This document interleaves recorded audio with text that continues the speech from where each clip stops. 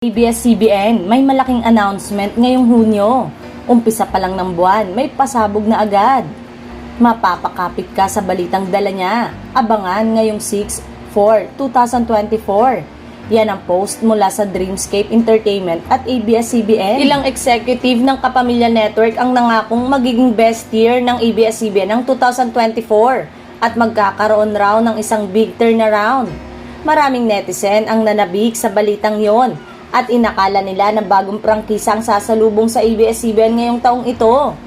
Nauna na ang anunsyo ng Sunny Puwersa sa GMA Network at maging sa Alt TV at dating tahanan nito. Ngayon pa lang ay marami ang umasa sa bagong prangkisa para sa ABS-CBN, ngunit sa ngayon ay hindi pa umano priority ng ABS-CBN ang pagkakaroon ng prangkisa.